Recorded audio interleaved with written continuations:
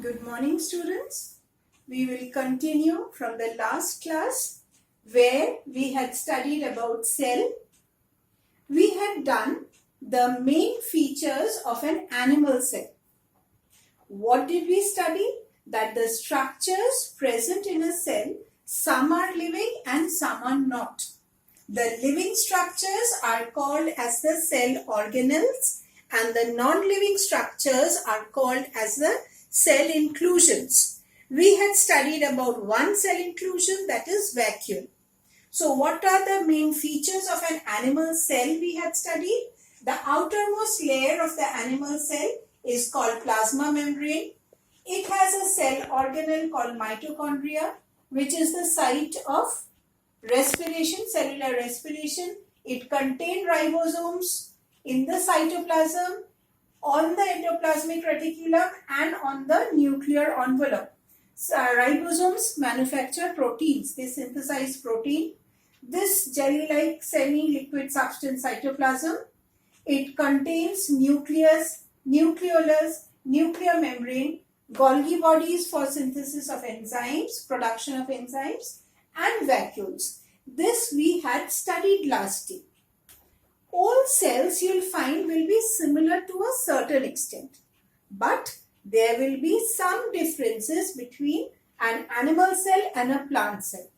You'll find, let us find out what are the similarities and what are the differences.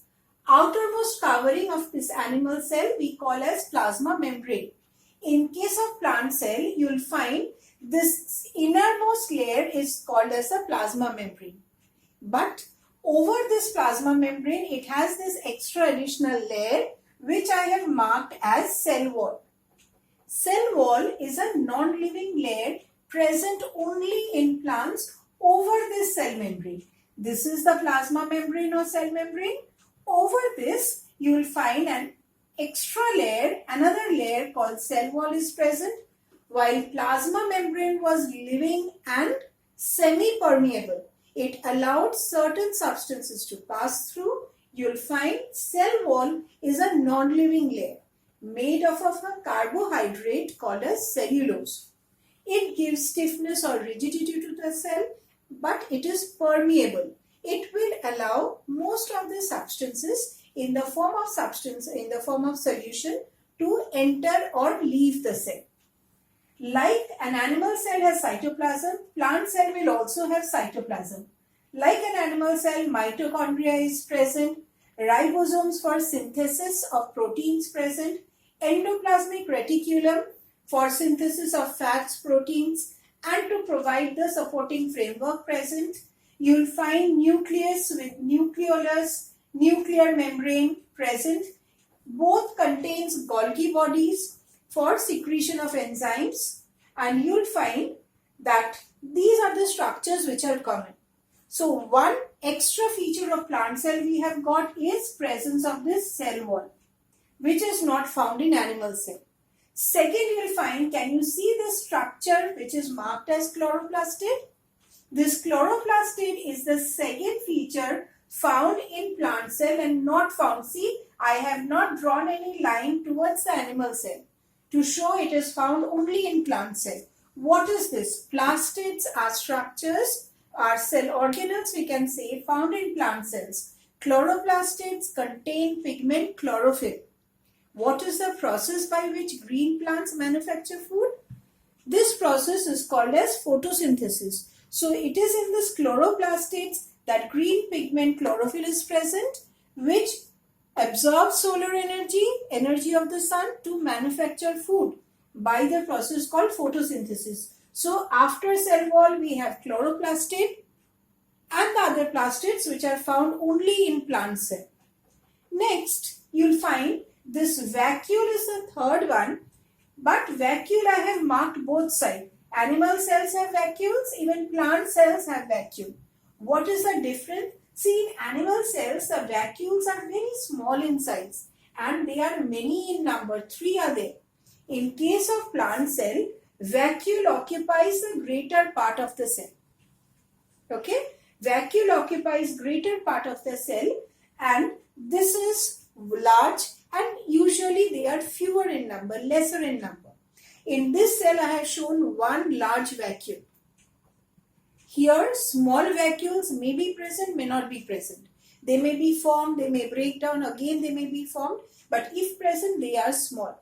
So again this is one point of difference, that in plant cell large and fewer vacuoles are present. In plant cells vacuoles, in animal cells vacuoles may be absent. If present they are small and many in number.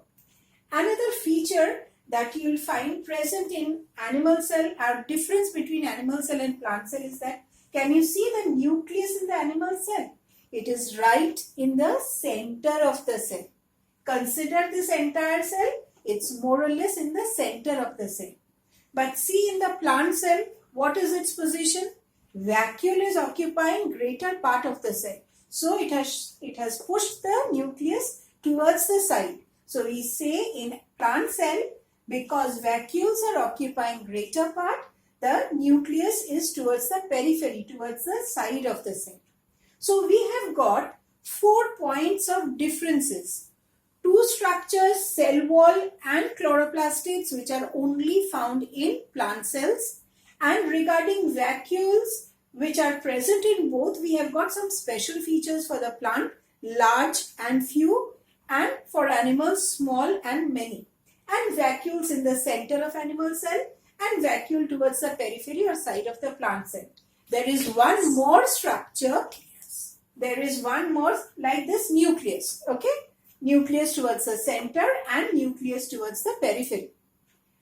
You will find, have you noted this structure, this centrosome? I have not drawn any line towards the plant cell. Centrosome with this spherical body is called centrioles. This is a cell organelle which is found only in animal cell. It is not found in plant cell. So plant cells can't have everything. They are having cellulose cell wall. They are having chloroplastids.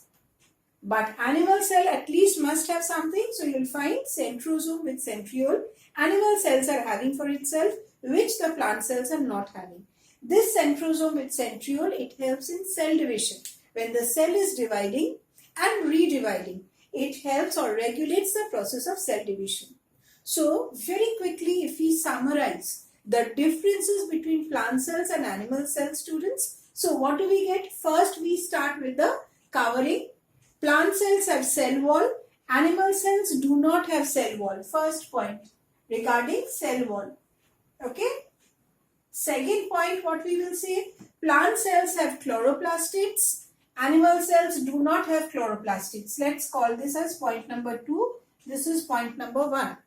Third point, we can say that nucleus is towards the periphery or towards the side in a plant cell, and it is at the center in an animal cell. So we can give nucleus as point number 3 to help us differentiate. Fourth point, we can say, because of this extra layer, plant cells, they are large in size and they are stiff or rigid compared to animal cells. Fifth point, we can say that vacuoles are large and fewer and vacuoles are small and many. And what is the sixth point, we can say that animal cells contain centrosomes and centrioles which are not present in a plant cell. Now for a simple experiment, you will find we have sent this in the lesson plan that you have got, that if we take as an example of plant cell, if you select a cell, a very fine strip from an onion peel, you know onion, you cut it into pieces. So very gently, if you remove a very thin layer, get it stained by any dye and study it under microscope, we can see the major features. Plastids can be seen, vacuoles can be seen, the cell wall and the cell membrane can be distinctly seen. Whereas as an example of human cell, animal cell, we very gently, without hurting oneself, we remove inner lining from our cheek. Same way we wash it, we stain it, we get it colored with a dye, study it under the microscope. You will find the nucleus in the center and the cell membrane, distinct cell membrane. This can be observed to help us to study and compare This is a theoretical. When we do it in the form of an onion peel for plant cell and human cheek cell, cheek cell from the inner lining of our cheek. So if you study and do a comparative study, we will be getting most of these differences that we have done, but not all, because many of these structures can be seen only through a very, very powerful microscope. So now we have been able to differentiate between plant cell and animal cell. Hope you will study and you will remember. Thank you, students. Stay safe and stay well.